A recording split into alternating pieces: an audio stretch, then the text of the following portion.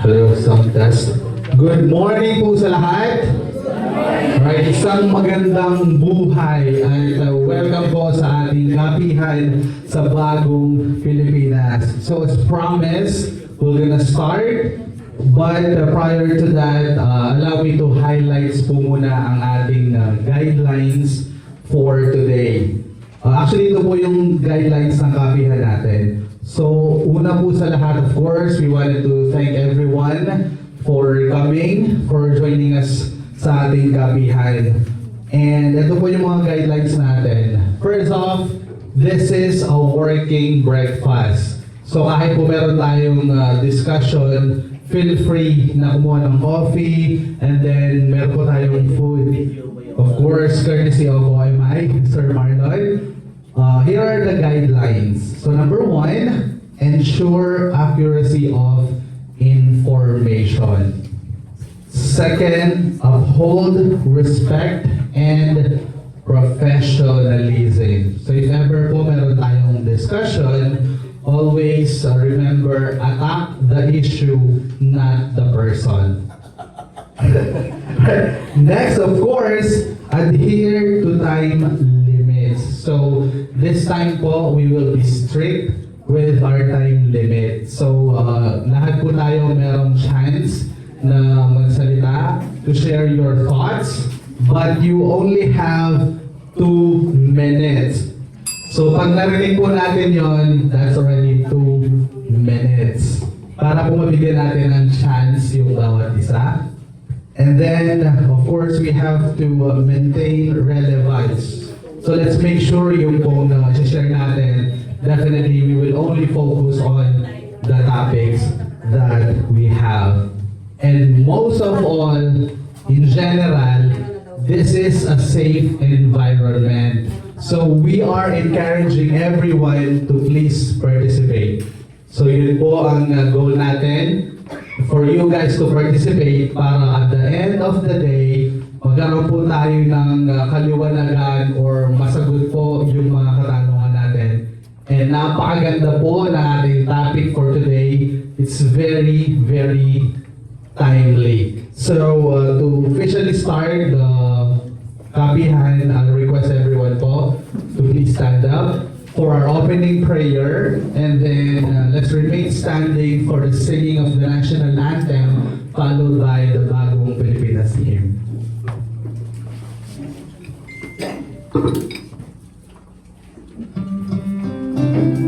Dear Heavenly Father, we thank you for gathering us all today in this important endeavor.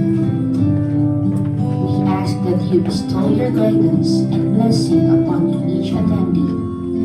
May we honor one another by keeping an open mind. May we voice our truth and listen with an open heart. Bless everyone present today, that each may be able to share his or her contributions and gifts. Grant good health and safety to loved ones left outside this room, and bestow peace and goodwill to all of us. We ask for your wisdom and grace to use our talents for the betterment of others. May the various activities related to this day be a success through your intervention. With gratitude, we offer this prayer in your name. Amen.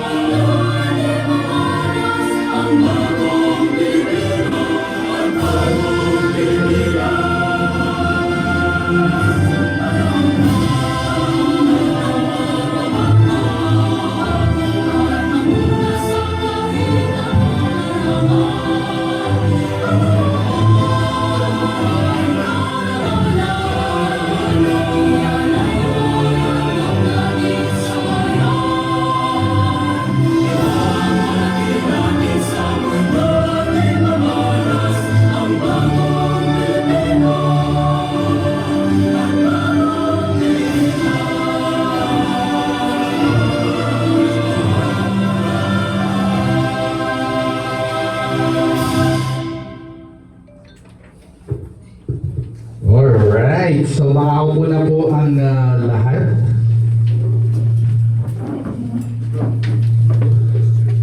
Alright, so once again po, good morning! Good morning. Alright, so welcome po sa ating kapihan sa bagong Pilipinas. So alam ko, excited na ang lahat, so hindi ko na po papatagalin. Let's all welcome, of course, our host for today's event. Palapakan po natin ang One Movement.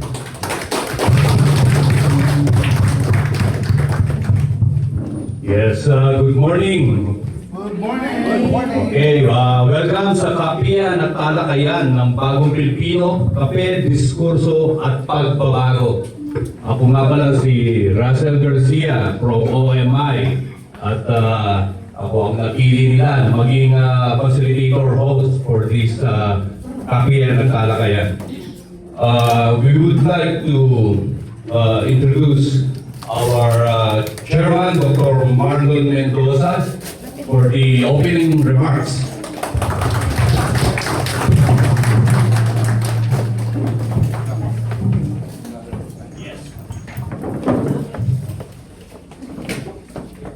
Good morning, everyone. First and foremost, I would like to acknowledge the presence of our Executive Director of Citizens Movement. Can we give a round of applause to Sir Leo Kilby? And of course, let's also give a round of applause to our guest speaker, Attorney Neil Albupera. Palakpakan po natin. And our host, Master of Ceremony, si Russell. Palakpakan po natin. Garcia. To all our esteemed parallel group leaders, pwede bang palakpakan natin yung mga leaders ng iba't ibang parallel. Our valued members, other guests, a very warm welcome to everyone. Today's Kapihan focuses on a critical issue facing our nation: the impeachment proceedings against the Vice President of the Philippines. This matter is of significant national importance, and we believe that open dialogue and informed discussion are very crucial for navigating this complex situation. This session aims to provide a platform for truthful exchange, allowing us to understand the different perspectives surrounding the issue and to foster a more informed citizenry. We encourage active participation, respectful dialogue, and a commitment to constructive engagement. Let us work together towards a deeper understanding of the facts and implications of this ongoing process. Mabuhay po kayong lahat. Okay, thank you very much, Dr. Chairman Marlon Mendoza. Also, would like to acknowledge the presence of different group that's present this Kapihan. From BBM Youth, represented by Mr. Harold Toledana. Nasaan po sila? Alright, BBMP, represented, headed by Dr. Ariel Gumban. From Blessed Movement, headed by Mr. Herbert Martinez. Alright. IBP, of Mr. Winnie's Batalier. Alright, and MBBP, headed by Mr. Ariel Garcia. Oh, okay. MPR, headed by Mr. Alfred Guban. Alright. Baldwin, okay. Of course, OMI, by Chairman Marlon Mendoza. And DPCM, ang ating chairperson is Claribel David. Okay. Maharlika. And Maharlika. Alright, palakpakan po natin lahat ang bawat isa sa pagdalo sa ating kapihan at talakayan. A brief summary of recent political developments, national policies, and governance matters.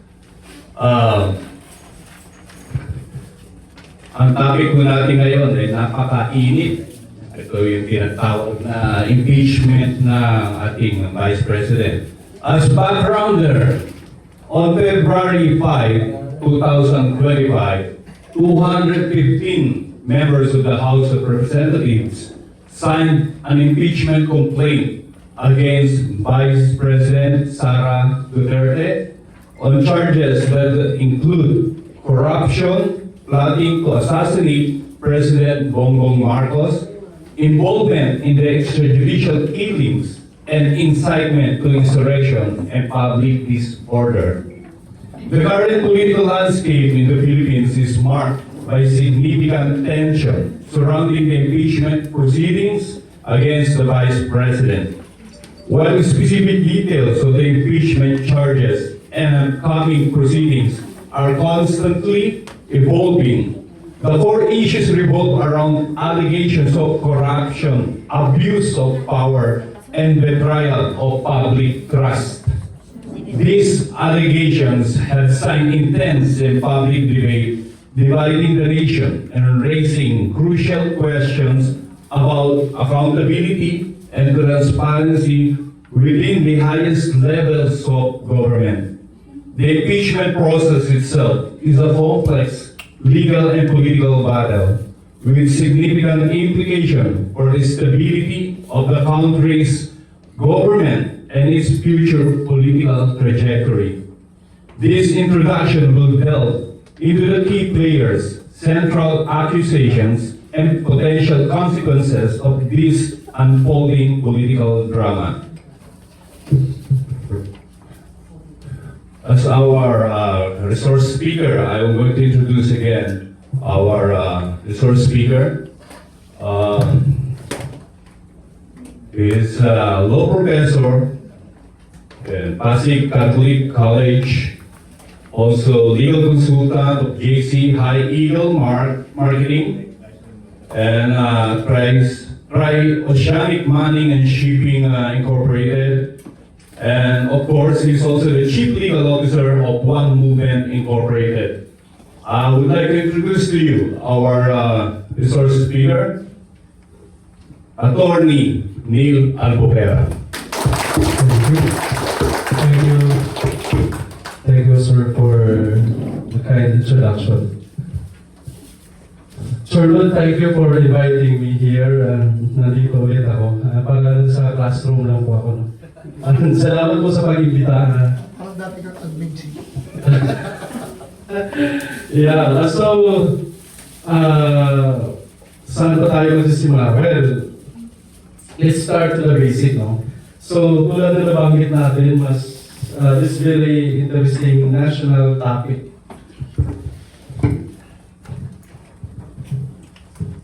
Paano ba ito i-connect?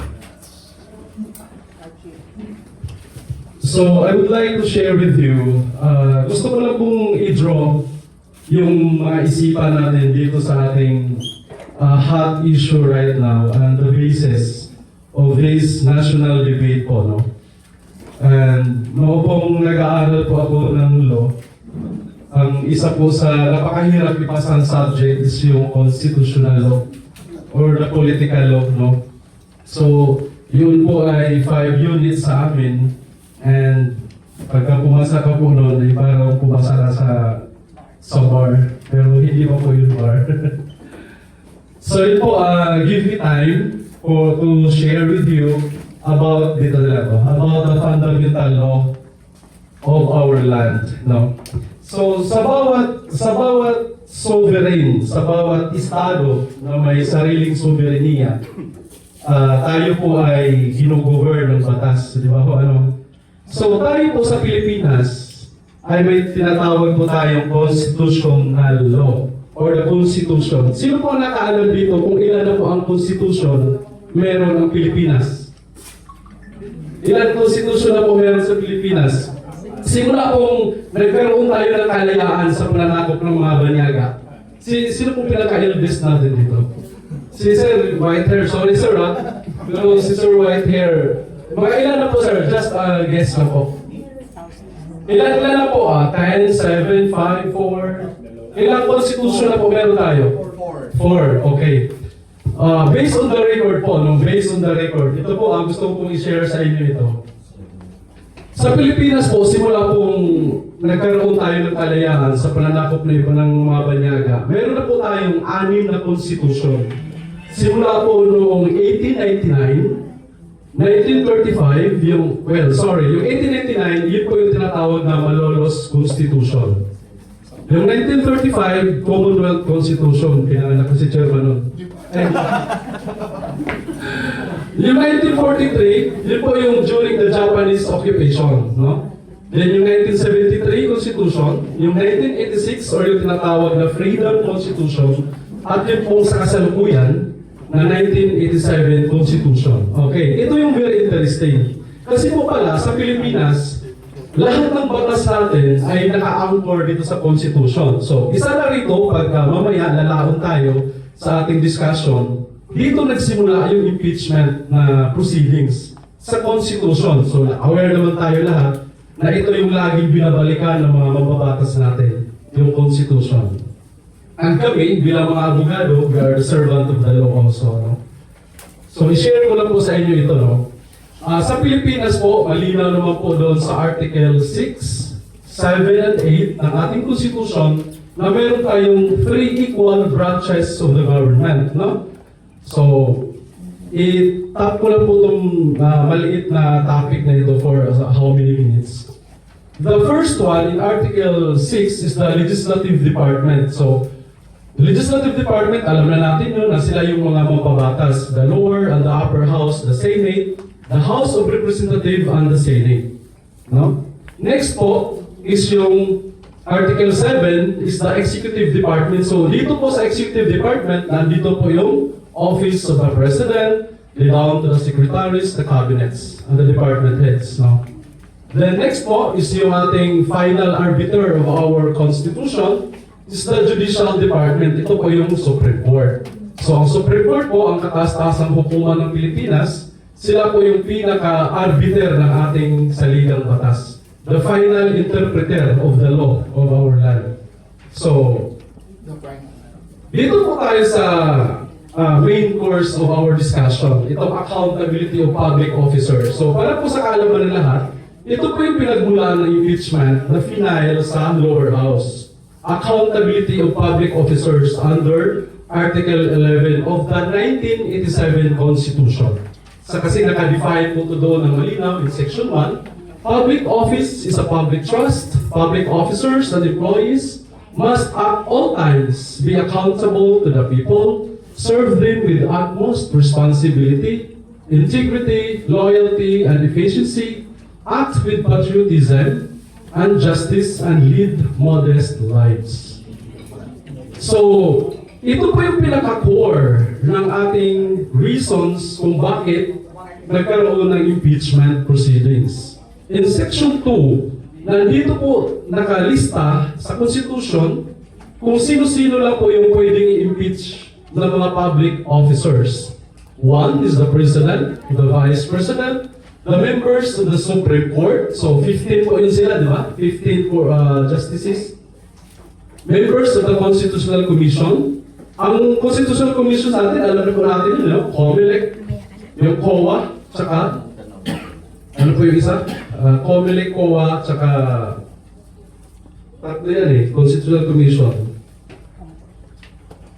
Audit, COMELEC, and the Ombudsman, nandyan? Yes, the Ombudsman.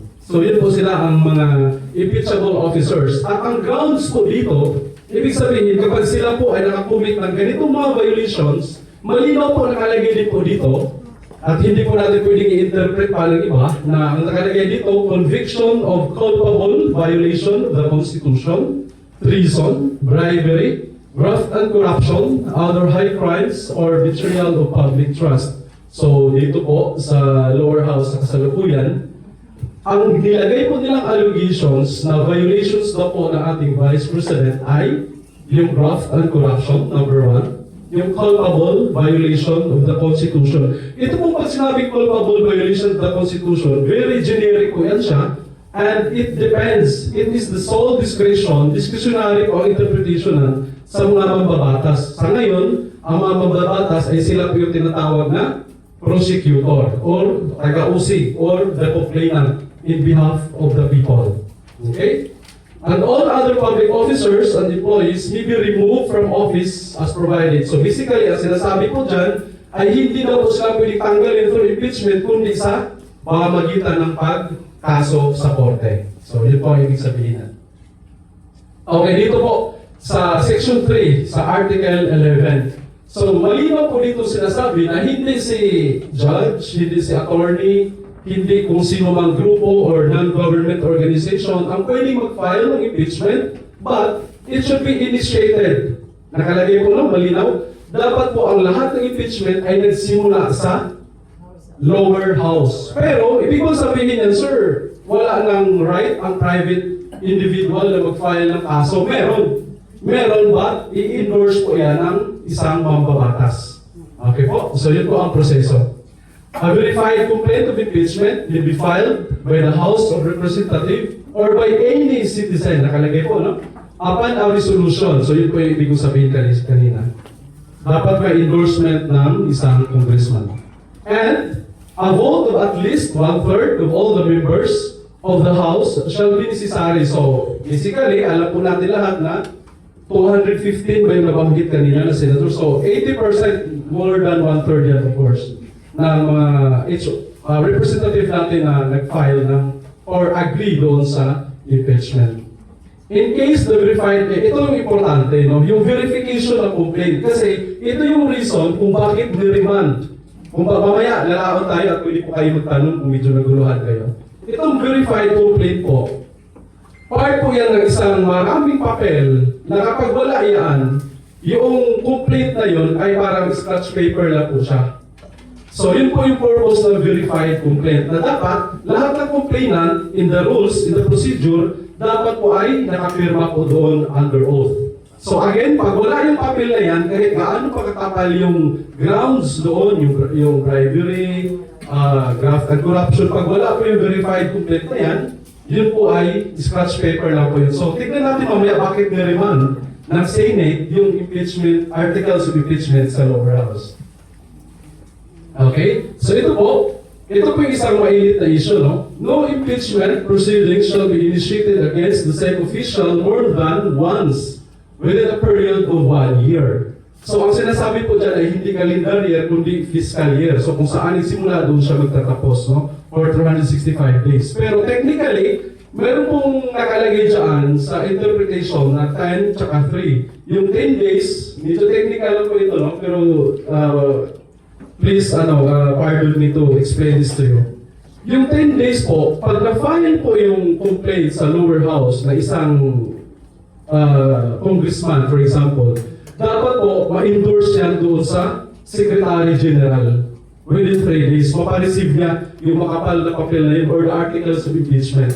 Pag hindi pa niya napareceive yun, technically, hindi pa po doon nagsisimula yung 1 year na bilangan. Kasi crucial po yan eh. Crucial po yan yung 1 year na bilangan. Pag narinig natin saan ang tanong, saan magsisimula yung 1 year na bilangan? January 1? December 31? O kung kailan final? Ganun po yun. So, may technical po yan. Ngayon po, ang Secretary General, sa loob ng 3 araw, pag na-receive po niya, kasi nga nakalagay doon sa Konstitusyon, napakalinaw, 4 to 12. So malinaw, hindi lang po ang Senado ang inuutosan ng 4th way dyan, ha? Hindi lang ang Senado, kundi pati yung House, yung lower house. So, upon received within 3 days, dapat itong si Secretary General, mapareceive po niya within 3 days sa Senate. Kaya di ba po, may rinig niyo po sa mga balita, biniblame ng Senate, ang tagal ng House of Representatives ipareceive dito sa amin. So that was November, na-receive nila February 5. So for how many months, dinidribble yung doon sa lower house daw, allegedly. Pero based on the record, na-receive ng Senate February 5. Okay? So ito po. The Senate, ito po yung isang... Yes, Chairman. Yes po, opo, doon po magsimula yung bilang. Technical po siya sa procedure and it is mandated in the Constitution. The Senate shall have the sole power. Ito po yung medyo rason kung bakit sinasabi ng mga ibang lawyers at constitutionalists na naabuso daw po ng Senado yung kapangyarihan nila because of this provision ng Constitution. Basahin po natin ha.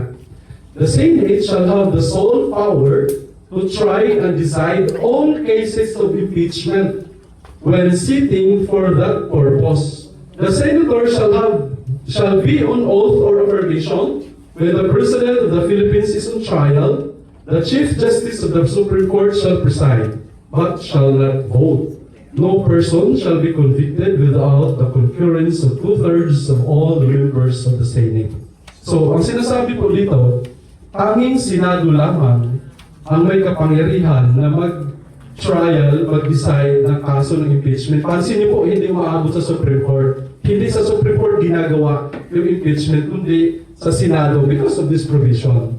Naalala po natin sa kasaysayan, si Chief Justice Corona, na impeach po, si former President Joseph Ejercito Estrada, na impeach po. Sino pa? May isa pa. Sino naalala? Hindi po. Si Macapagal, hindi po. Si ano po? Si Ombudsman, nakaalala? Ombudsman. Gutierrez. Yo, si Gutierrez, opo. At hindi binuksan yung brown envelope, naalala po? Yes. At na-dismiss yung kaso because of that brown envelope, kung naalala niyo po sa kasaysayan, ha? So, na-acquit siya. Kasi, na-acquit siya, pero nag-resign siya. Iba yung acquittal, iba yung resignation. Mamaya po, pwede tayo magtanong, ha? So, medyo magandang topic po ito, eh.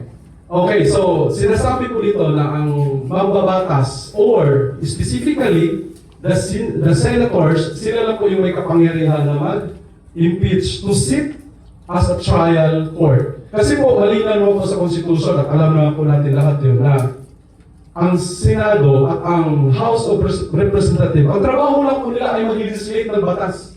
Pero sa specific provision ay utos ng Constitution natin, sila daw po ay magiging mga huwes o husgado o judge for a particular case of impeachment. So, yun po yung reason kung bakit sila ay nagiging court, nagiging judges on the cases of impeachment.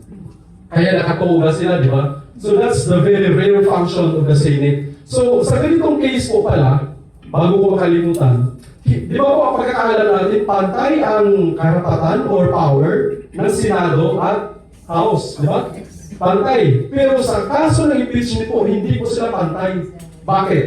Ang reason dyan is that ang complainant sa kaso ng impeachment ay yung lower house. So sila yung complainant in behalf of the Republic of the Philippines. Di ba po? Then, ang magsa-trial, yung korte is yung Senado. So napakahinaw na hindi sila pantay. Sa kaso lang po ng usapin kapag impeachment, not on the legislation functions. Yun po, no? Next is judgment in cases of impeachment shall not extend further than removal from office and disqualification to hold any office under the Republic of the Philippines. But the party convicted shall nevertheless be liable and subject to prosecution, trial, and punishment according to law. So, napakalinaw po sinasabi dito na kapag isang impeachable officers ay natanggal, na-convict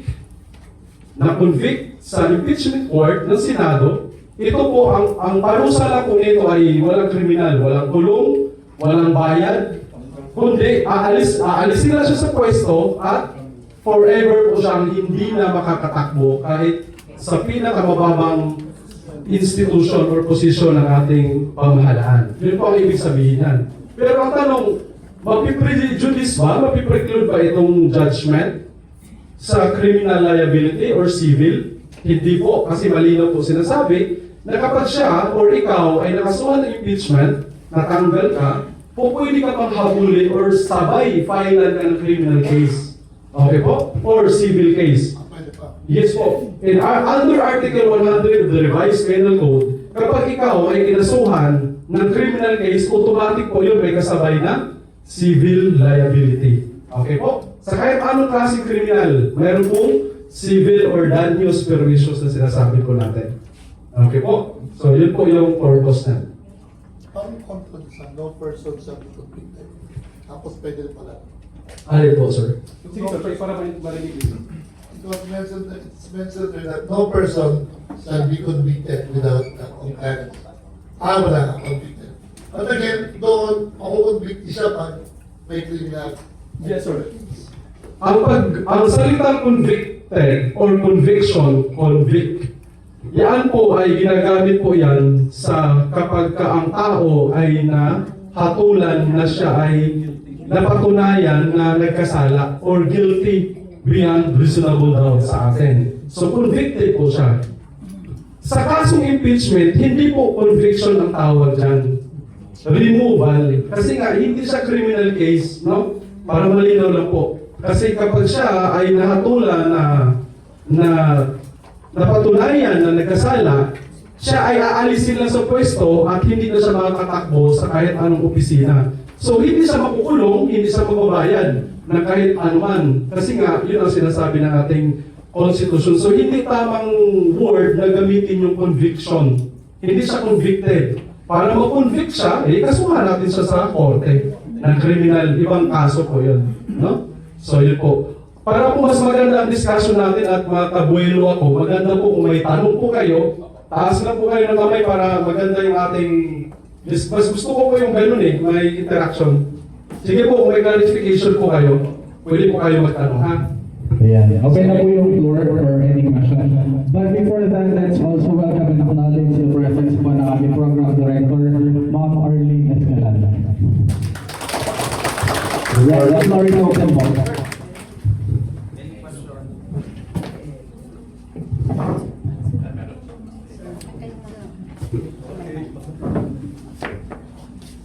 Bigay ka ng mic. Sino naka-assign? Bigay ng mic. Hello. Okay, good morning po sa lahat. Based dun po sa sinabi niyo o sinabi niyong artikulo sa Article 11, Section 6 ng Constitution, binanggit niyo rin na no impeachment proceeding shall be initiated or initiate against the same officials within a period of 1 year. Ano po ba ang main reason bakit po nila ibinalik sa Congress? Yung ginawa yung binalik nila sa Congress. Okay po. Yung ano sir, yung reason po ng Senado, no? Base sa... Nakalive naman po yun, no? So alam natin lahat yun, and it is a public knowledge. Yung reason po kung bakit nila ni-remand, technically kami mga lawyers po, against po talaga kami sa pag-remand. Bakit?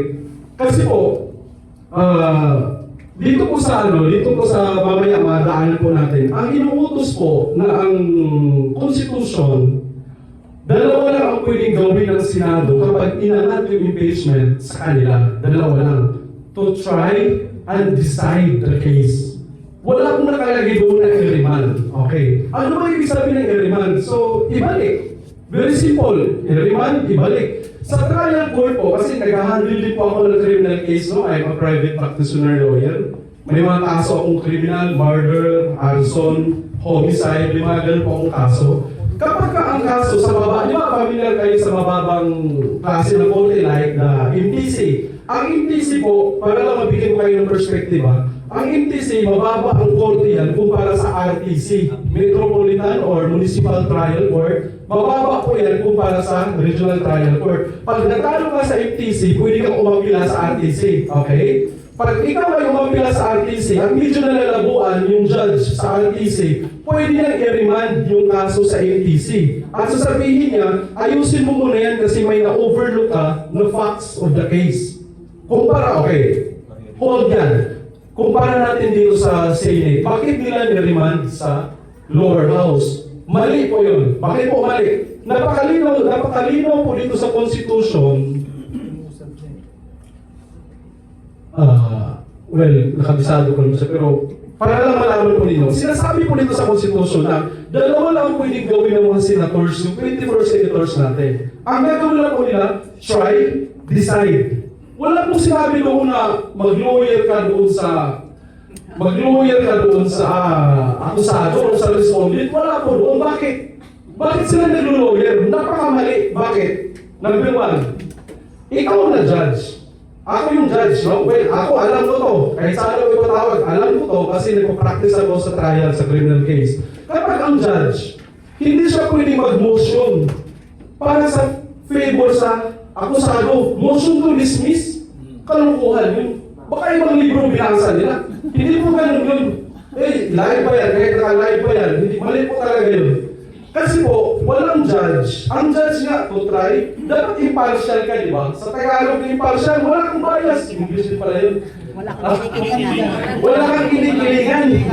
Wala kang pinoprotektahan. Di ba, service yung totoo lang, parang so yun po, no? So, dapat po, hindi nila niremand. Kasi ang remand, ibabalik mo sa lower, sa complainant. Hindi po ganun. Bakit? Kasi, dalawa lang ang pwede nilang gawin. I-try, pakinggan, i-presenta, basahin yung articles of impeachment, let the prosecution present their evidence, let the defense counter the evidence. And para lumabas yung katotohanan. Di ba? Sinabi naman ng respondent na, I want a blood bath. Di ba mali na yun? Blood bath, di ba parang magugo na labanan sa trial. Pero ang ibig mong sabihin, mali po na i-remand nila kasi wala po yun sa kanilang power. Okay po? Yes, sir. Attorney, ang senator judge ba ay magkakonvene ng trial, hindi ba legal ba mag-motion ang senator judge tulad ng ginawa nito? Uulitin ko po, sir, sa personal point of view ko po as a lawyer and servant of the law, mali po yun. Bakit? Kapag ka ikaw ay judge, again, dapat impartial ka, wala kang kinikilingan. Ang motion to dismiss, di ba pabor mo siya, obvious na pabor sa akusado.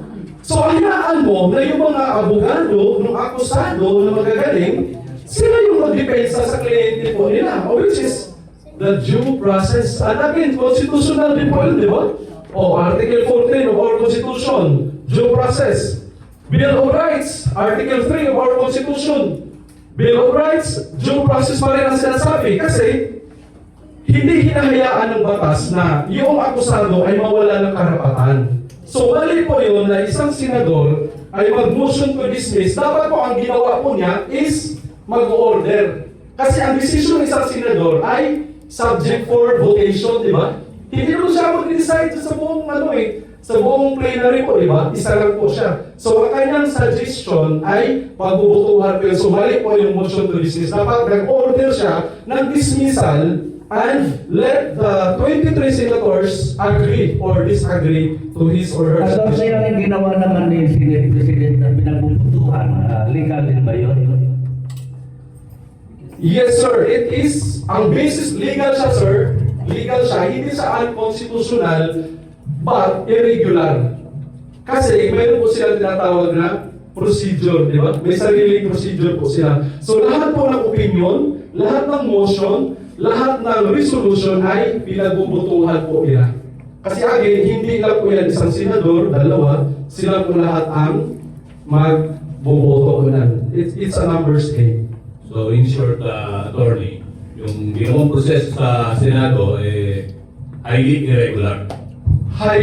Very highly irregular. Very highly irregular.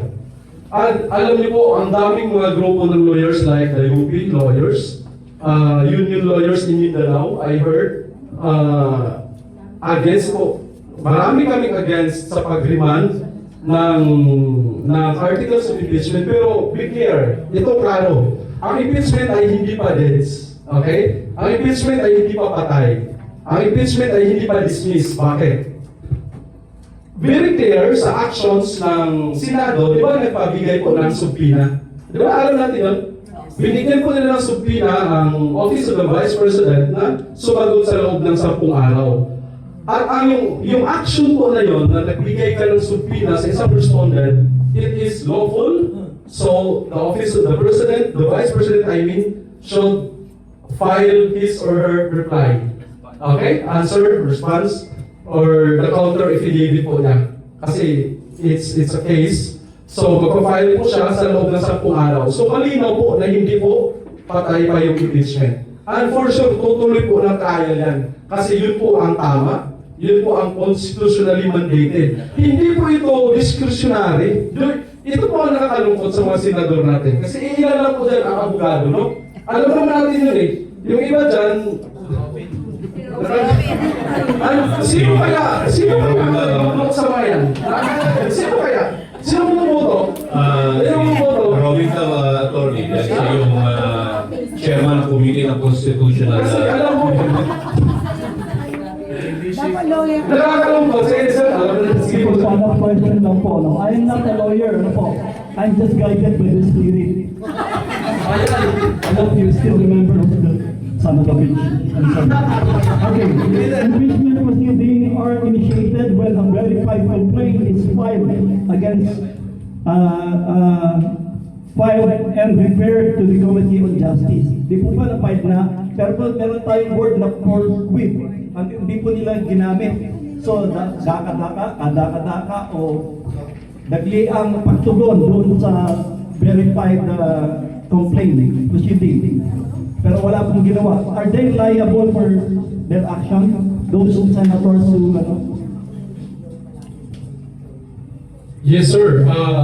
Categorically, I will answer your question. Yes, they are liable. Kasi po, napakalinaw ko doon sa forthwith. Ito pong ito pong isang last slide ko dito. Ito pong tao ito nandito sa slide, si former retired Associate Justice Adolfo Ascuna.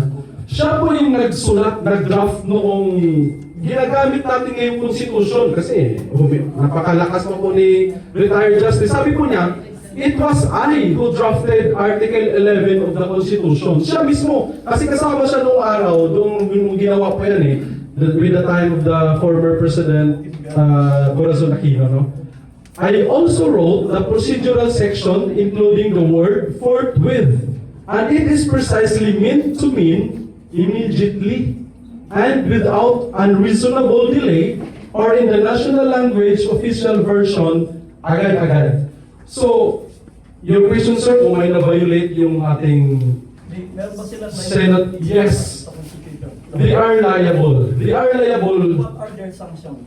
Their sanctions is, number one, pwede mag-file sa Ethics Committee. Di ba? Para tanggalin ang senador, mayroong provision din sa ating batas, hindi sila impeachable. Okay? Pero para tanggalin ang isang senador, sila po ay filean mo ng ethics complaint sa Ethics Committee ng Senado. Opo. Sa Blue Ribbon. Yun po ang paraan para tanggalin po sila. And of course, during the election. Kaya tanong ko nga, sino nag-upo sa mga eleksyon? Ako, hindi ako bumuboto. Ha? Nakakalungkot kasi yung trabaho nila, ito problema sa mga Pilipino eh. Ang trabaho ng mga mambabatas, gagawa ng batas, di ba po? Napakalinaw. Pero itignan mo yung mga nakaupo ngayon, mga negosyante, mga artista, mga sikat. Ang trabaho nga gagawa ng batas, tignan mo sa plenary pag nag-debate. Ang mahusay na mag-debate dyan sabihin ko na, si Senador Coco Pimentel, napakagaling. Kasi abogado, marunong. Diba, konstitusyon ang sandata niya kasi we are governed by laws, not of men. Yun po, sir. I hope malinaw po yun na yung agad-agad yan talagang naabuso. Kaya po kung may mag-question man sa ginawa ng mga senador, pwede pong pumunta sa Supreme Court para po magtanong. Okay po? Any questions? Yes. Meron tayong naka-prepare na question. Meron tayong alagad ni Atty. Alborera, accommodate ko siya ng dalawang tanong and then magpapatuloy tayo sa nakahandang mga questioning. Okay. Okay, this is my last slide na lang para mayroon lang tayong guide. Ang mangyayari po dyan sa impeachment proceedings, ayan po yung calendar based dito sa proposed timeline ng Senado, no? June 11, ano na ba ngayon? 17. So kasi pasok pa ngayong araw doon sa 10 days na pag-answer ng ating Vice President, sasagot pa po siya. Nung kaya magsasubmit siya ng answer within 10 days. Then after that, the reply of the prosecutors within 5 days po yun. After the expiration of the 10 days. That's the process po, no? 5 days. Then, June 23, morning submission of trial brief. So, both sides po yan. June 24, presentation of evidence. Yan na po yan, naka-live po yan. Then, June 25, 26, presentation of evidence ng defense naman. Then, June 28, oral arguments. Yun, yung debate doon sa plenary ng defense and ng prosecution. June 29, closed door meetings or the summary na po yan ng mga senator judges. Then June 30 daw is Judgment Day, which is the last day ng kanilang panunungkulan dun sa mga outgoing hanggang 12 ng tanghali. And that is also under the Constitution. Yan po yung mandato. So very compressed. Samantalang ang tagal ng panahon na inupuan nila. Forthwith. Okay, Attorney, bigyan natin ang chance na magtanong ang mga medicines. Good morning, Attorney. Siguro naman po alam ng lahat na wala naman pong judge na mag-i-inhibit sa ginagawang impeachment hearing na to. So, sino po ang pwedeng mag-file ng sanctions para maipurso po itong na-inhibit po yung mga dapat na impartial din, obviously. And sabi din po ni BP Sara, on the side of na gusto ma-pursue yung impeachments gaya ni Senator Riza Hontiveros, pwede din po ba siyang ma-inhibit, ma-file ng sanctions dito, Attorney? Okay, that's a very tricky question so actually. Alam mo naman yung mga politicians natin, maglalabas sila para, alam mo yun, maraming kakagat sa sinasabi nila. Pero po ang batas, ganito po yan. Ang inhibition ng isang judge ay discretionary. Ang ibig kong sabihin ng discretionary ay kung sa gusto kalooban ng isang senador, pwede mo siyang iimbita na ayaw na natin, magano tayo, iimbita tayo, pero still, at the end of the day, siya po ang mag-decide. Wala po sa provision ng batas na pipilitin ni Sir na alisin ka para mag-inhibit. Wala pong ganun. Again, maaalis ka lang po ang isang senador through complaint sa Ethics Committee. And, again, sa election. Yan po yung draw ng ating Constitution. Bakit nga ba may Constitution? Alam ba natin, may history ang Constitution, no? Ang ibig sabihin ng Constitution, the fundamental law of the land, from the Latin word fundus. Fundus means bottom, pinaka-bottom, or the foundation. Wala pong batas, wala pong bansa sa kasaysayan ng ating panahon o noong araw na walang rules. Well, during the uncivilized siguro time, and sa ngayon, hindi na po applicable yun because we are governed by laws. That is why we have the fundamental law, which is the meaning bottom, fundus in the Latin word. Para doon po, mayroon kaming legal maxim na sinasabi, no? The spring cannot runs against its source. So, ibig sabihin po nun, lahat ng agos, kung pagano'n ng isang sapa, wala pong susuway dyan. At hindi ka po powerful dyan sa agos na yan kasi yan po ang nature, right? So, ibig po sabihin, ang analogy is kung may fundamental law tayo na nagdidictate ng napakalinaw, huwag mo nang salungatin. Right? Kasi that is unconstitutional. Okay, Attorney, tama yung paliwanag ko, no? So, hindi natin pwedeng salungatin. Kung ihantulad natin sa kasalukuyang sitwasyon ngayon sa Senado, kung ano yung naisampa na impeachment complaint na yan, magpapatuloy. Yes, sir, magpapatuloy. At ang kagandahan ng ginawa nating structure sa ating Constitution, mayroon tayong 3 equal branches of the government. 4, check and balance. Yun po yung spirit ng ating Constitution. Okay, May tanong, sir. may isang tanong, okay? Kung sakali hindi masunod natin, hindi nila ma-deliver yung hanggang June 30, what is going to happen. Ayun, may isa pang tanong na nakaligtaan natin ang relevant sa sinabi ni Sir, kung tatawid ba? Di ba, no? Kung issue na yun, di ba? Kasi sa kasalukuyan, nandito tayo sa 19th Congress. May bilang po kasi ating Kongreso kasi nagpapalit-palit po ng mga individual na tao, no? 19th Congress tayo ngayon, then comes July 1 or June 30, 12:01 ng hapon, 20th Congress na po, no? Ang sinasabi po ng Constitution at ang jurisprudence natin, pag sinabing jurisprudence po, ito ay the law of the land. It incorporates, becomes the law of the land kasi decision na po ito ng ating mga pinagpipitagang mga hukom ng ating Supreme Court. Ibig sabihin mga previous rulings nila. No? Sa kaso ni Coco Pimentel 2014 versus the SEC, the Senatorial Electorate Tribunal. Okay? 2014 na kaso. Ang sinasabi po doon, 14th Congress po yun eh. Noong natalo siya, di ba nag-file po siya ng petition, ang kalaban niya doon si Zubiri, kung alala niyo. Nakaupo siya, 1 year na lang. Mag-expire na yung 6 years na term ng senador. Pero, ang nag-decide doon is yung Electoral Tribunal ng Senado. So, continuing siya. Hindi po kasi, ito ang mali talaga ng mga tao na hindi nakakalungkot yung mga senador na hindi natin alam yung pinaghugutan ng kanilang legal argument. Kasi, ang Senado ay is a continuing body. Yun po ang sinabi ng Supreme Court sa ruling na yun. At punta tayo doon sa foreign, sa American, sa kaso ni Clinton. Okay? Bakit natin kailangang idamay yung Amerika? Because itong ating Constitution ay kinopya po natin doon. Right? Kinopya po doon. So, sa kaso ni Clinton, noong 105 Congress nila, tumawi po yung trial noong 106 Congress. So, anong reason bakit hindi natin itawid from 90 to 20? Ang nawawala yung tao lang naman, right? Okay. Pero yung institution, nananatili. Di ba? Parang attorney, no? Ang sinasabi dito, itong mga senador o na nakaupo ngayon, walang kinalaman mismo sa August body ng Senate natin, no?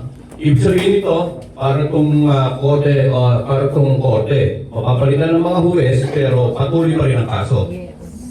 So, ganun po ang... Yes, sir. Because sila ay konti talaga sa kaso ng impeachment. Okay. Continuing body po sila. So, salamat attorney. So, patuloy tayo ngayon sa ating mga questionnaires at bibigyan natin ng tsansa ang maghayag ng opinion ang lahat ng mga dumalo dito. At ang mga katanungan, meron tayong katanungan na nabigyan ba ang mga attendees ng mga questionnaires? So, lahat tayo, katulad ng mga nagdaang mga talakayan, kapihan natin, mayroon tayong 2 minuto na magbigay ng kanyang opinion. So, ang ating discussion na to, no? Itong political impact on the impeachment trial on the political landscape and also the positions of allied senators of PBBM regarding the impeachment process, public perception of both the Marcos administration, the Vice President, following the impeachment trial.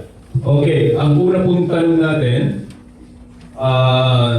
ito po ay, how might the changing Senate leadership and the composition of the 20th Congress impact the trajectory and ultimate fate of the Vice President impeachment proceeding? Nagbigay na ng pahayag si Atty. Neil kanina, no? Regarding yung paglokso o yung continuing process na ito.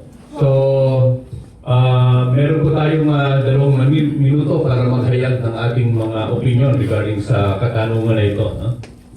Sino po ang gustong magbigay ng opinion? Pakinggan po natin yung dito naman sa, sa kabilang mesa. Okay, Chairman.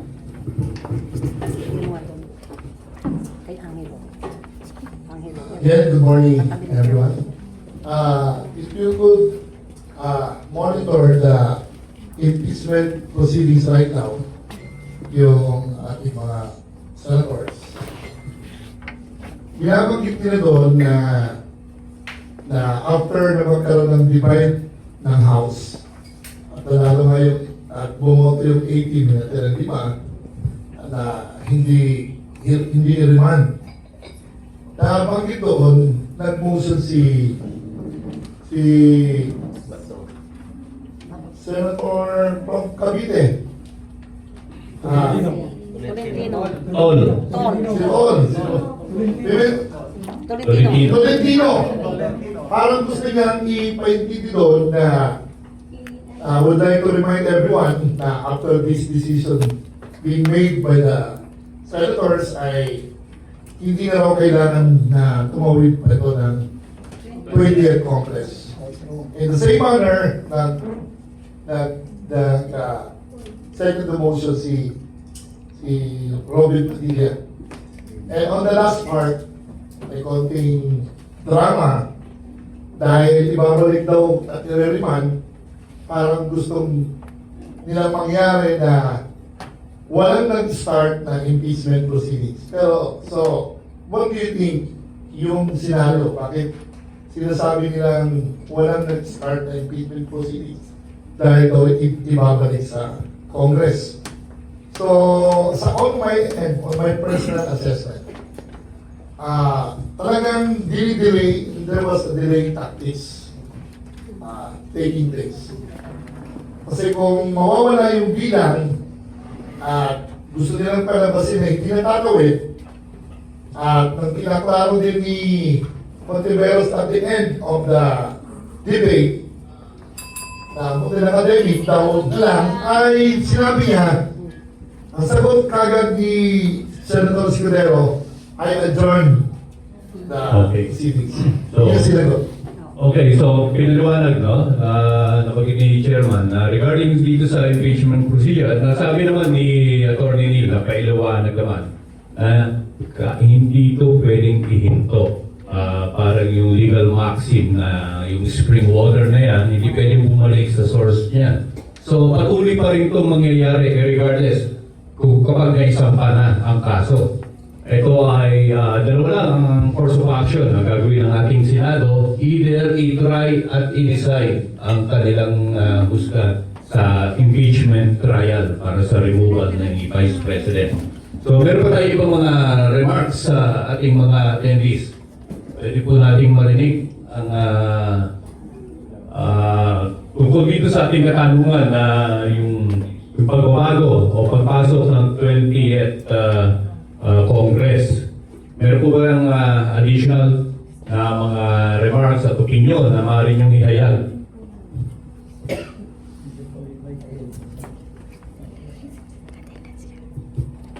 Okay. Good morning. Base po dun sa remand na in-apply ni Senator Cayetano, bakit po nila in-agree kung hindi naman pala kasama sa impeachment yon? So ano po, saan siya kumuha ng idea o batas niya na gano'n ipababalik sa Kongreso? So, tanong ni Engineer, no? Yung pag-remand. So, base sa pagkakaintindi, no? Attorney, ito, personal opinion ko, yung remand na yan, wala nang pinagbasihan constitutionally. So, it's either illegal or irregular. So, pwedeng gawin yun. Pero, yun nga, ang pagpapatuloy ng trial sa Senado, magpapatuloy pa rin, regardless. Yes, sige sir. May tanong sir. Magandang umaga rin po sa inyo lahat. So, ang tanong ko lamang po, no, bakit meron tayong mga senator judges na talagang halatang ayaw nila ituloy sa 20th Congress itong impeachment cases? So, Tony.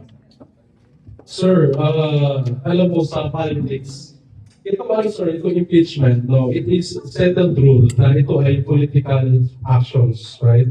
So kaya sinasabi ng ating konstitusyon na ang uupo ng mga trial judge ay yung mga senators sa kaso ng impeachment.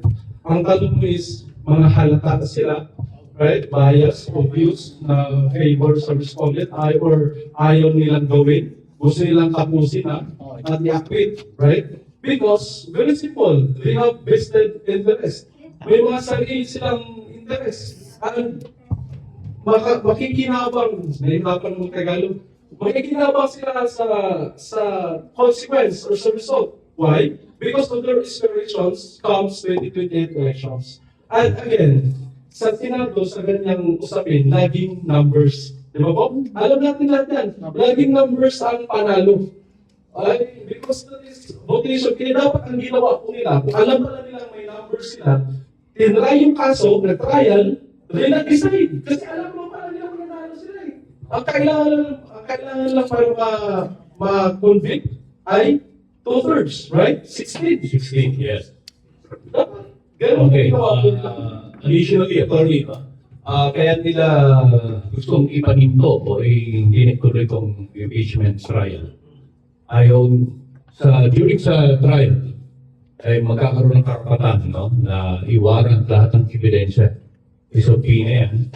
At lilitaw ang presentasyon ng mga nakahandang mga ebidensya laban sa Vice President. So, ayan po yung personal opinion ko na ayaw nilang makita ng publiko. At dito kahit na malaman kung saan ang bias nila, ang huhusga ang taong bayan base sa mga ebidensya may present. So, meron pa tayo ibang mga remarks? Sir, ganito, sir.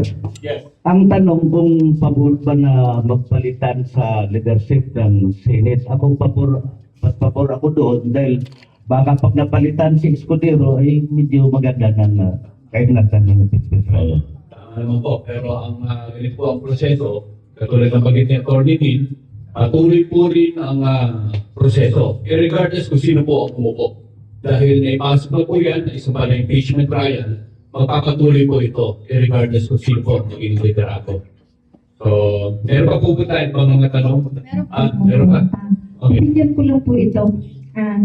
Di po ba may batas naman po talaga at yan ay hindi naman mababago.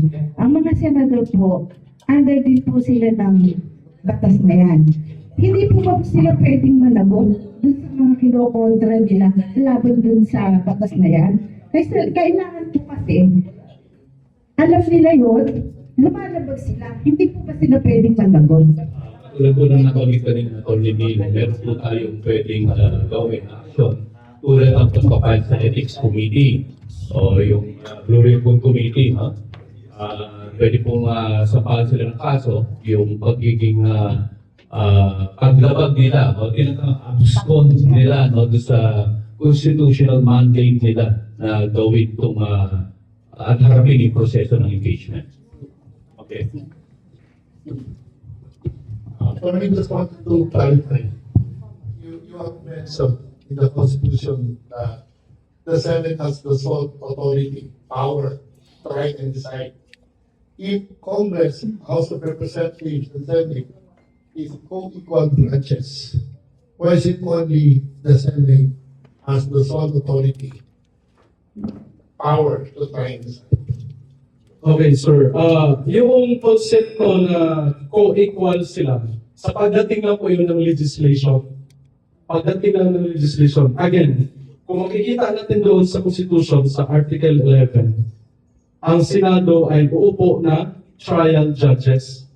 And ang complainant is yung House of Representatives. Bakit sila ang complainant? Because it will be initiated only by the endorsement of the congressman, 1/3 from the House. So, sa issue, sa usapin na to, hindi sila magka-level. Bakit? Complainant, korte. Complainant, korte. So, hindi pwedeng diktahan ni complainant kung anong gagawin ng korte. In the same parlance, sa trial court, complainant, akusado, korte.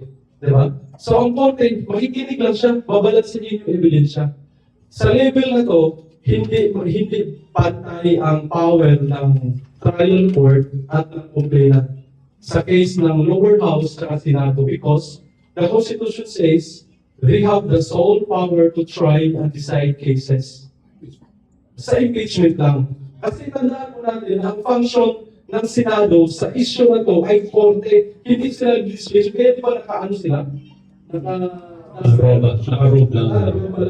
Okay. So, ibig sabihin po nito, yung function nila sa legislative function nila, mag-co-equal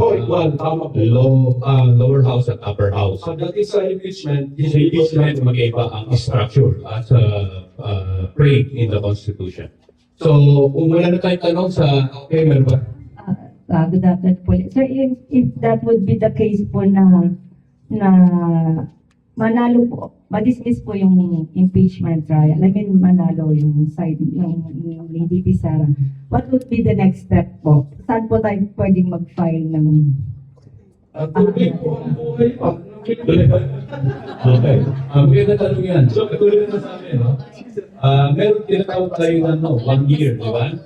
So, kung magiging iba ang nature ng impeachment complaint, pwede mag-initiate kahit ikaw po ma'am, pwede mag-initiate na mag-sponsor lang ng congressman. Pwede po tayo mag-file ng impeachment complaint. Basta man mag-endorso na isang congressman para iangat sa Senate for trial. Opo. In addition po dyan, ma'am, kasi feeling mo, gigil na talaga. Opo. May magpapahila po ma'am ng mga criminal case against the respondent, against the VP. So, kasi ma'am, pwede bang sabay yun ma'am, may impeachment na ongoing ngayon sa Senado, pwede kasuhan siya ng criminal case Sa regular court. Yes, sa regular court. Kasi nga, sinasabi ng Constitution natin na ang parusa sa impeachment ay removal lang po sa posisyon. Yung criminal liability, wala po doon. So para mag-pacify mo yung gigil mo, ma'am, pwede tayo sa korte. At yun may conviction. Sufficient yung evidence para hindi ma-dismiss. So, yun na mayroong conviction na ilang tao. Okay. Huling tanong na, no? Good morning. Para sa last question for Since sa... gigil na gigil siya, ako gigil na gigil dito sa 18 na yan. So, matatanungin ko na, any Filipino citizen ba can file sa Ethics Committee dito sa pinangbibilang ng 18 senators? Categorically, ma'am, yes. Pwede, basta po may mag-sponsor na isang senador para iangat doon sa committee. Pwede po. At ano ang grounds? Balik po doon sa culpable violation of the Constitution. Di ba nakalagay po doon? Yung gross ignorance of the law. So, ganun po. Okay. Pwede po. So, patuloy tayo, no? Questioner number 2. Isa pa akong nagigigil, nakakaligil na. Sir, attorney, no? Let's say, may tawid po sa 20th Congress itong impeachment trial, no? So, mandato din po doon ang forthwith issues. Alam mo sir, yung salitang forthwith, hindi naman talaga dapat pinapahirapan yan eh. Or hindi dapat ginawang komplikado. Kasi sabi nga ng buhay na gumawa pa eh, si retired Social Justice. Christian. Hindi simple ang ibig sabihin niya nun. Yun ang nasa utak niya nung dinraft po niya yun. Bakit iniba ngayon ng mga nakaupo? So yun po sir, hindi po mababago yun sir. So, malinaw na ginintindihan ng mga senador natin, no? Kung ano yung mandato nila sa institution. So, patuloy tayo. Next question. Okay. Question number 2. How could a strong showing from the Alyansa para sa Bagong Pilipinas senators affect the VP impeachment process? So, yung mga lineup po ng ating administration na pumasok at na-elect dito sa bagong sa 20th Congress, ano yung magiging impact nila, no? O yung magiging role nila dito sa impeachment process. So, any reaction regarding this?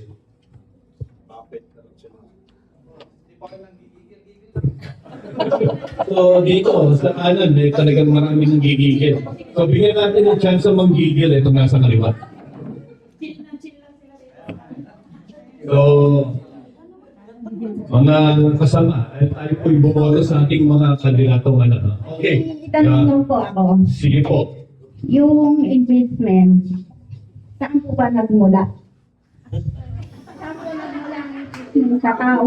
Sa mga tao po ba o sa ano? Okay, sa layman's term po. Okay, layman's term. Nagsimula po ito dito sa paggawa ng mga irregularidad ng isang nakaupo na pinuno ng gobyerno na mayroong mandato na supposedly magkaroon ng serbisyo at tamang pamamahala.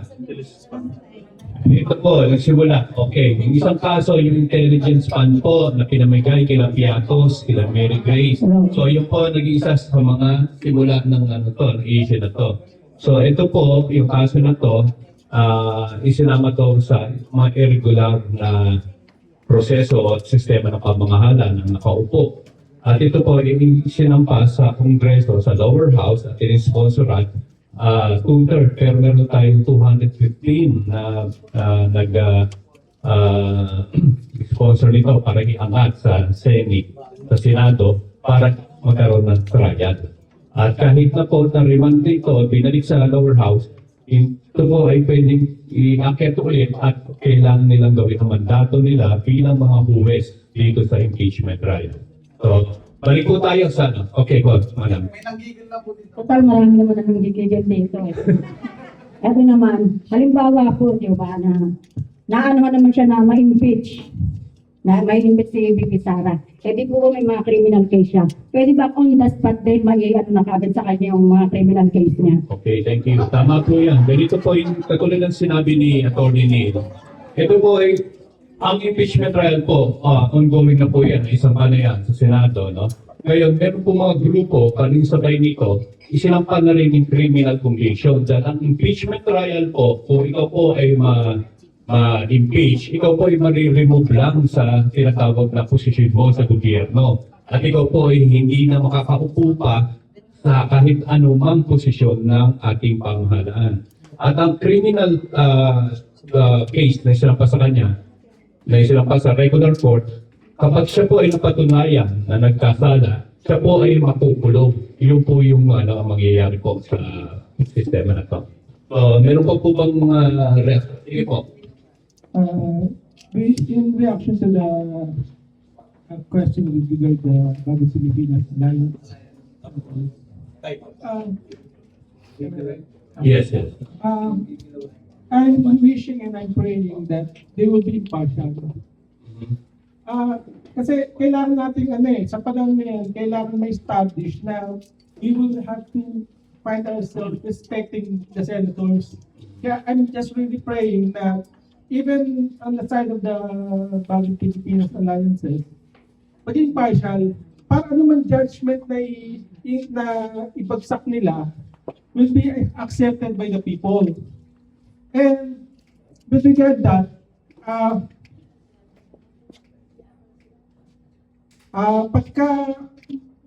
pagka question ang anumang ginawa nila, tao na mag-uusga eh. So napaka-importante yung partiality nila, hindi natin kailangan silang itulak na maging panic against Duterte. Let the truth speak. Di ba? So, yun yung pinakamatibay na na may bibigay nila para sa tao eh. Di ba? Hindi pa question yun eh. As long na yung fact, yun yung pinagpapanigan nila. Kaya on my side, hindi ko ipupush kahit na sinong senador na pumanig o mag-react with regard that. Let them be the best judge. Okay, salamat. Okay, magandang punto to, no? So, ang sinasabi ni brother, no? Ibig sabihin nito, ipagpatuloy yung proseso, let the evidence speaks for itself. Tama po ba? So, yung partiality, dahil naligaw tayo dito, no? Pro and anti tayo dito. So, ang ibig sabihin natin, gawin nila ang kanilang mandato according to Constitution, regardless ng kanilang political affinity. Tama po ba? So, okay.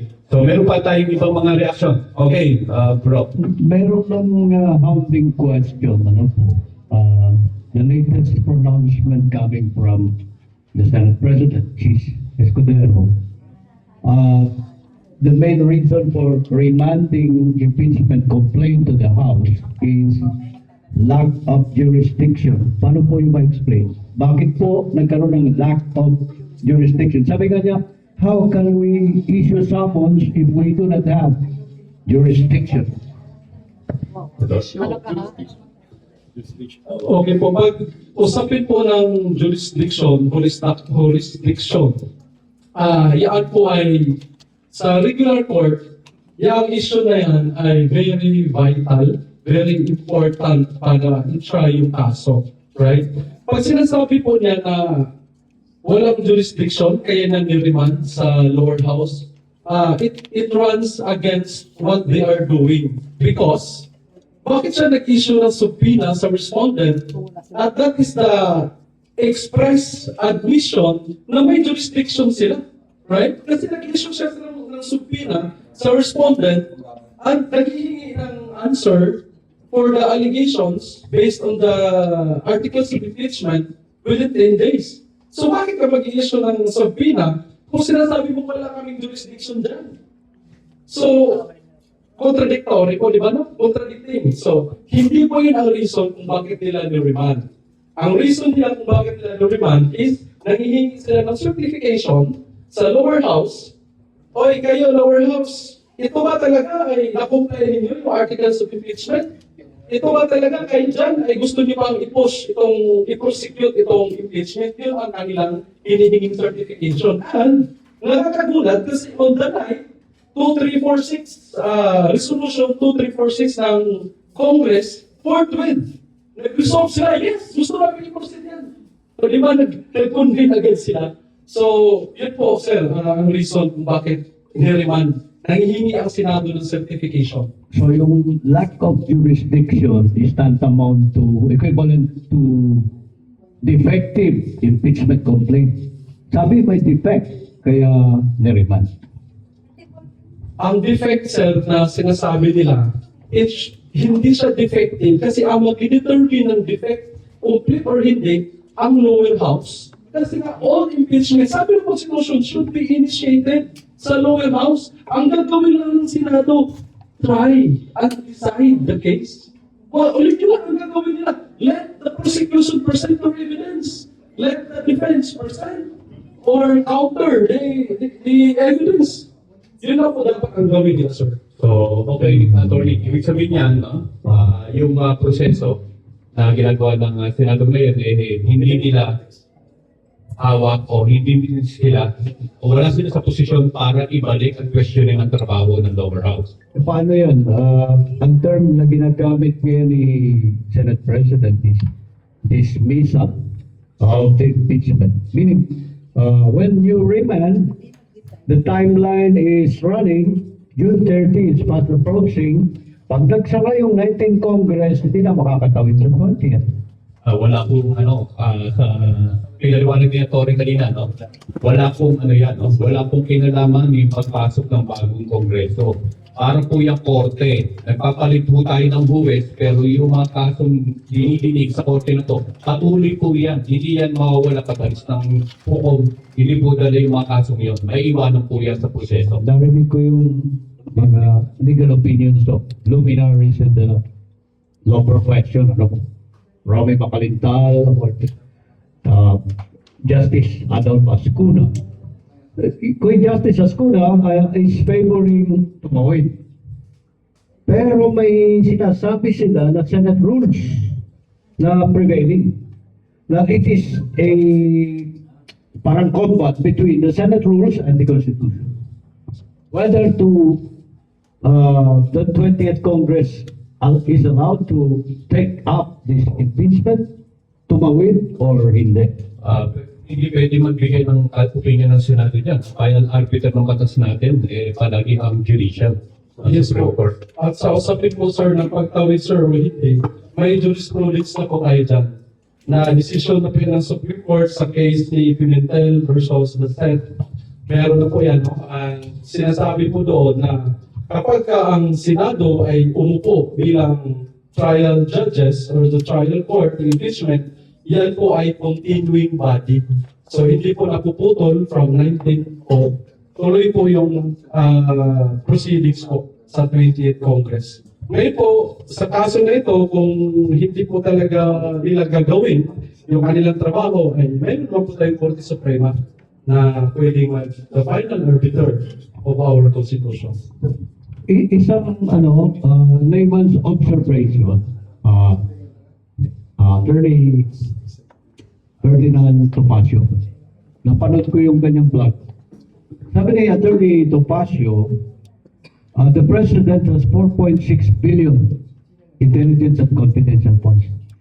Why the VP has only 125 accused misuse or squander na 124 billion.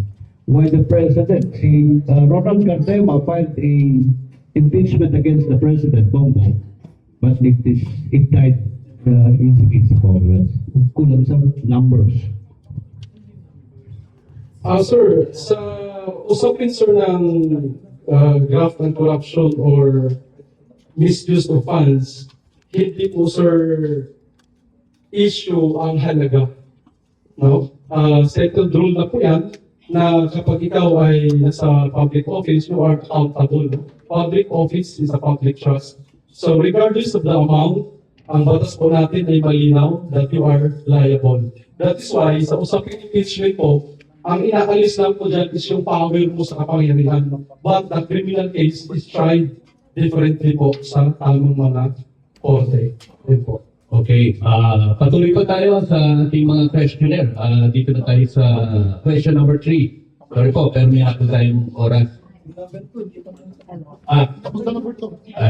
Okay, question number 3. Will the Vice President's impeachment trial become a referendum on the Marcos administration, potentially overshadowing the specific charges against her?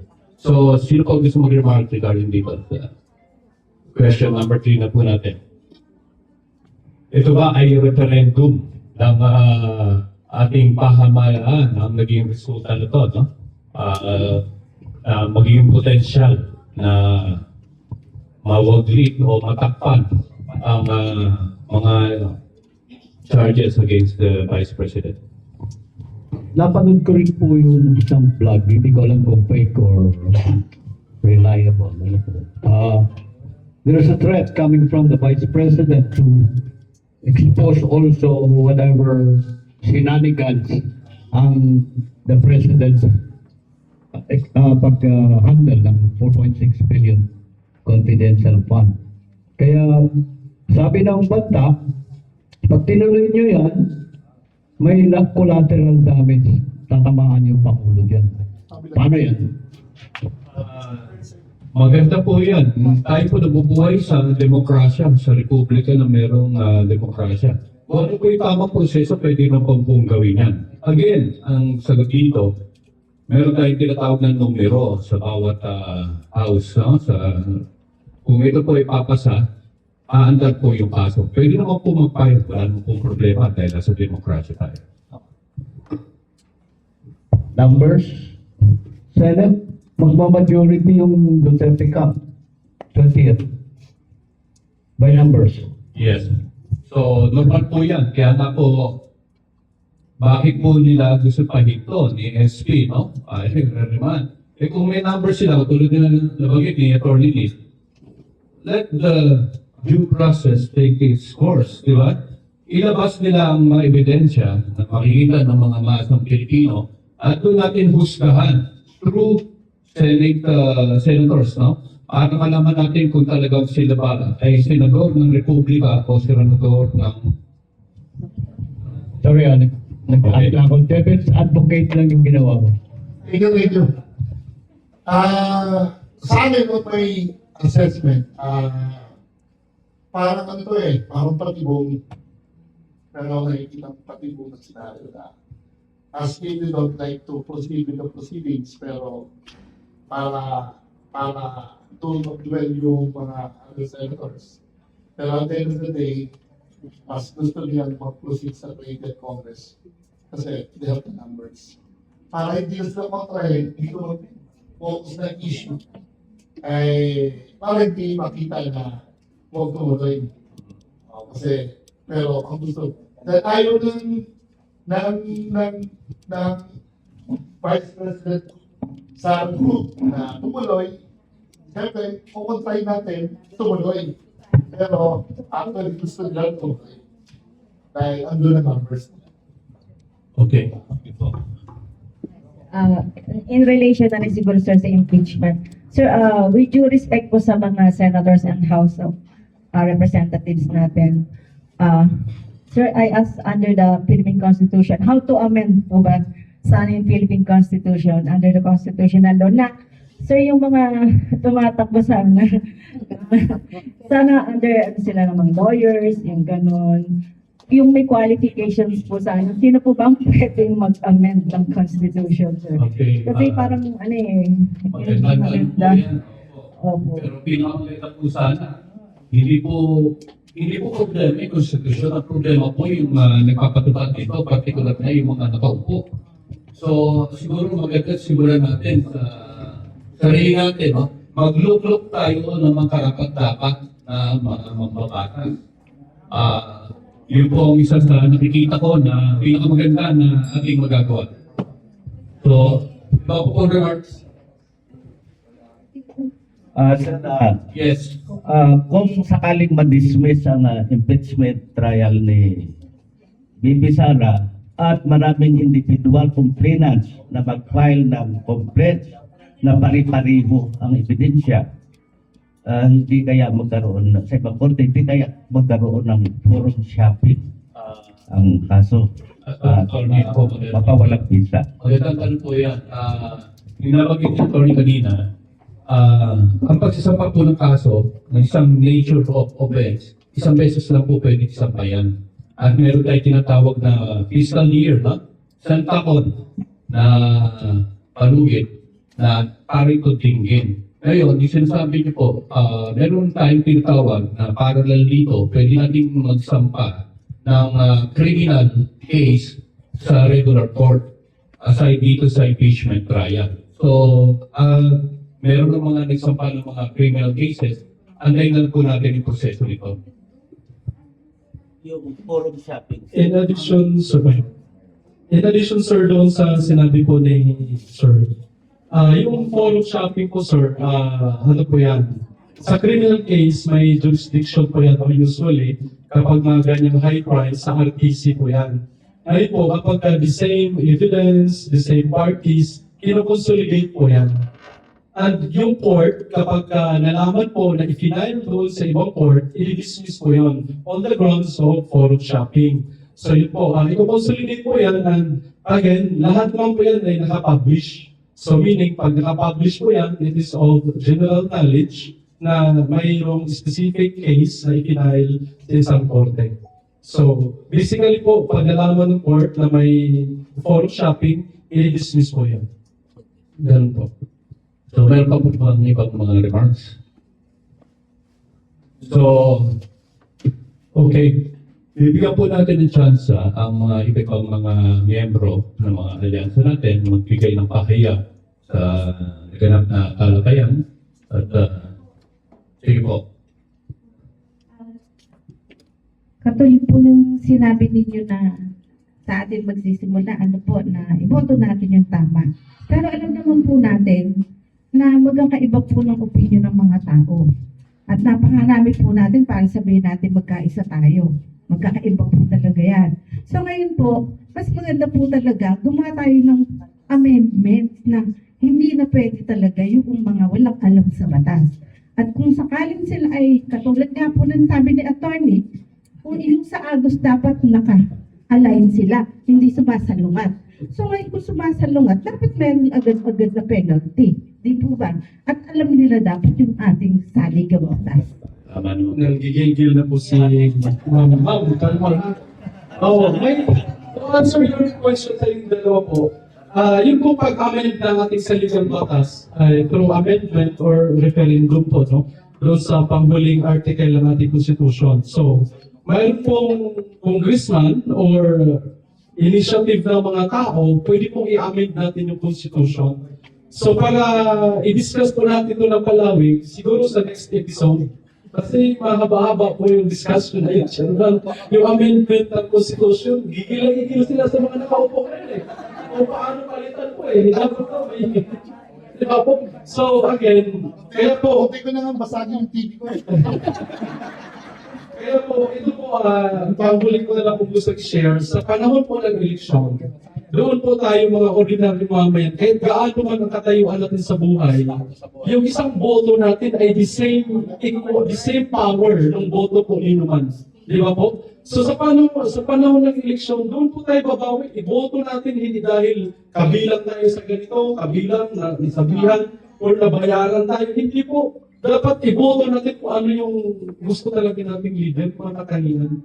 Doon po tayo nakakaganti. Parang ayoko nang bumoto eh. Kasi may kayaan eh. Kaya kung gusto mo natin baguhin yung konstitusyon, dalawa po ang paraan, amendment,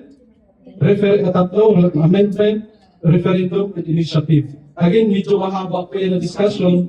Next episode na lang po yun, ha? Okay? Okay. So, last question. Yung mga tinatago nyo ba yung tanong yun? Last question na lang po to entertain before we wrap up. Okay po, yung mga tinatago niyo pong gigil, pwede niyo ba ilabas nga? Mukhang nawala. Okay.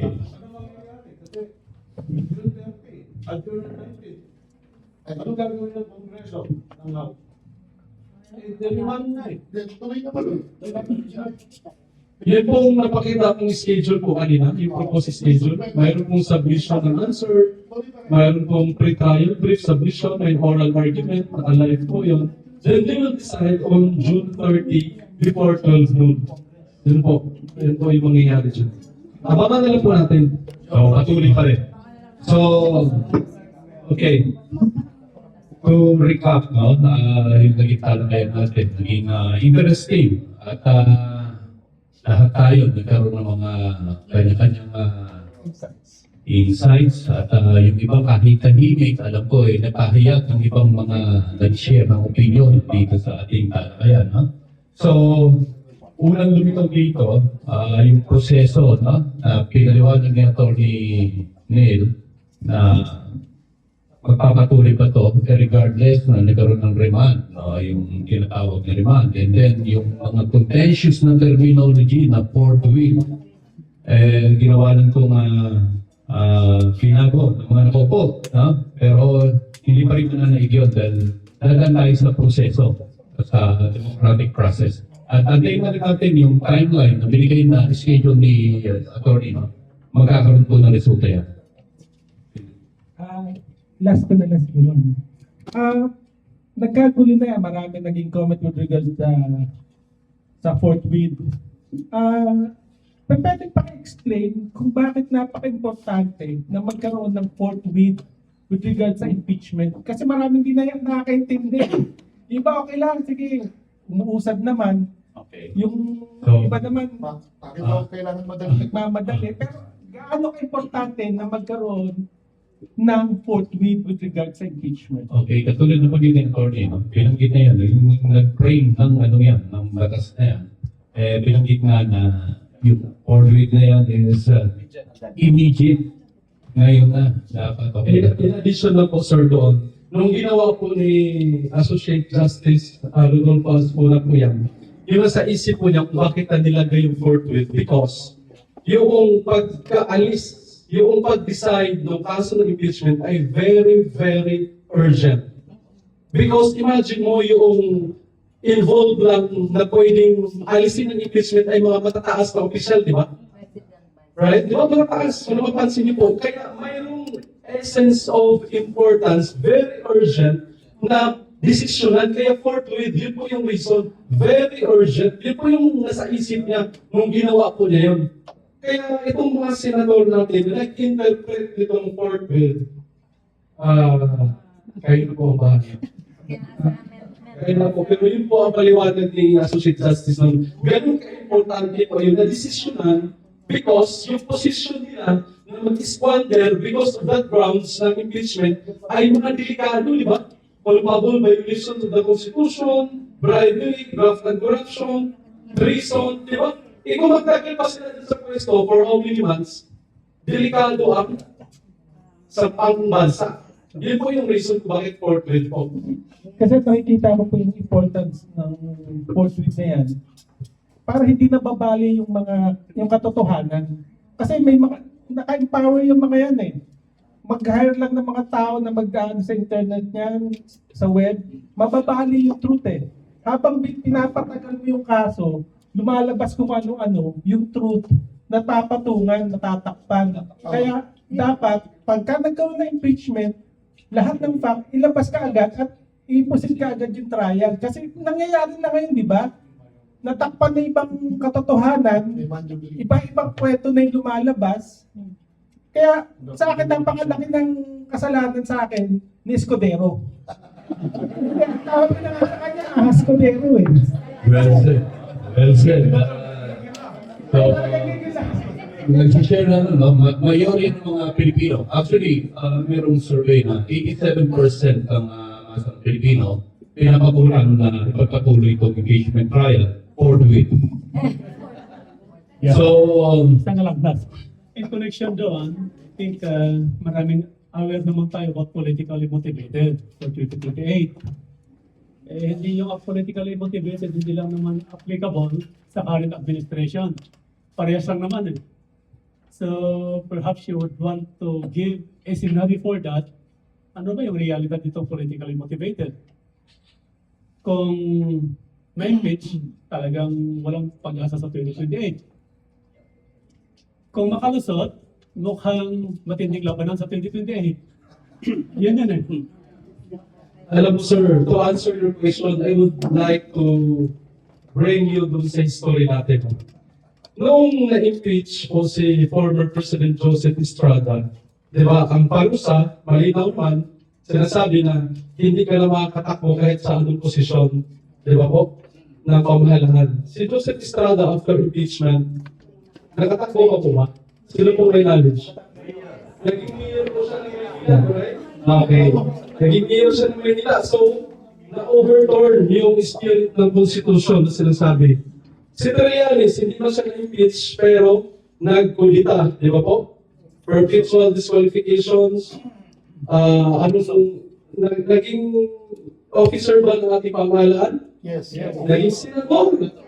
Because of that, sumikat siya, di ba? So, tingnan natin.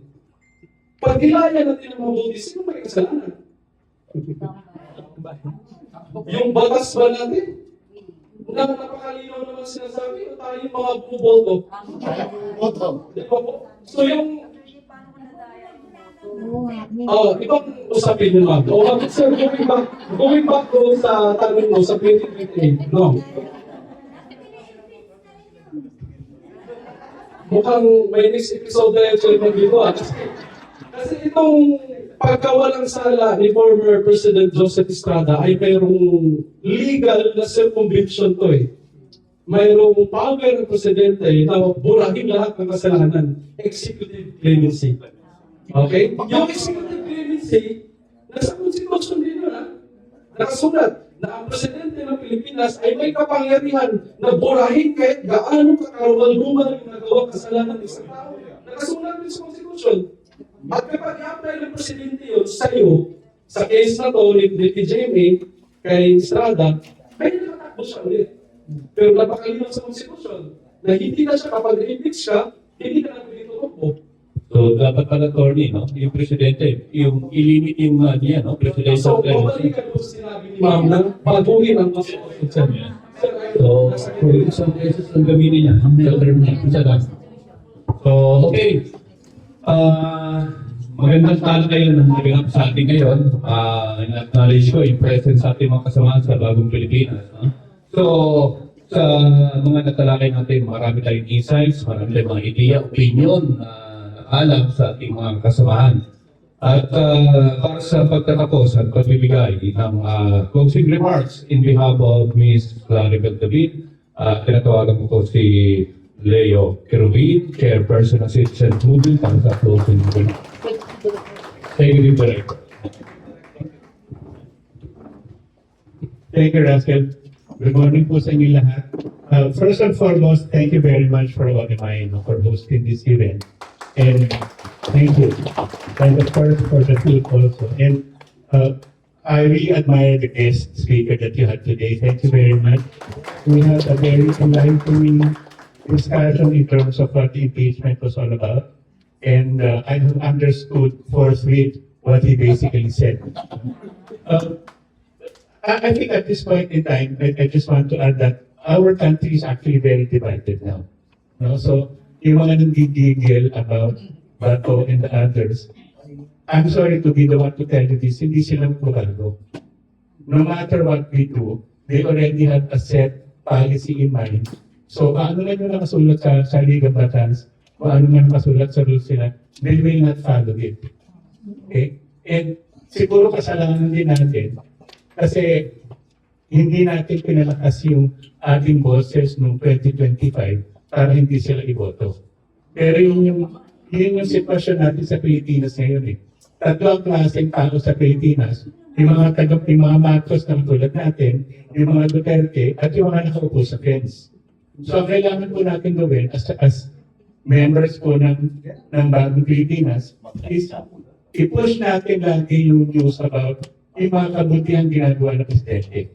No, kasi a wise man told me before na kahit anong dumi ng tasan ng putik, pag kunti-unti mo tinutuluan ng tubig na malinis, lilinis at lilinis din yan.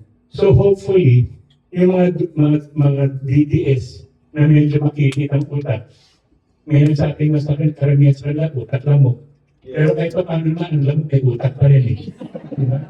So tulungan po natin silang makita yung mga kabutihang ginagawa ng Presidente. So hopefully by 2028, mas malinaw na yung pagboboto ng mga Pilipino para naman hindi na tayo magigigil hanggang 2034. No?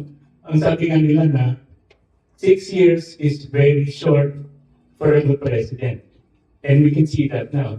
But 6 years is also very long for a lousy president. No, so we have to make sure na ang ginagawa natin ngayon, makakatulong po para dun sa kung sino man yung basbasan ng ating Pangulo for 2020. Malay niyo si Marlon yun. Ito, maraming salamat po. Thank you. Okay, salamat po, Sir Turbin. So, in behalf of One Movement Incorporated, we thank you for your presence in our talakayan, kapihan sa ating Bagong Pilipinas. Mabuhay po tayong lahat at sana po magkaisa tayo at naliwanagan natin na magkakaroon tayo ng direksyon towards 2028. So, kaisa ang pamunuan ng One Movement, ang Bagong Pilipinas. Kami pa lubog na nagpapasalamat sa inyong lahat. Magandang araw, magandang buhay po.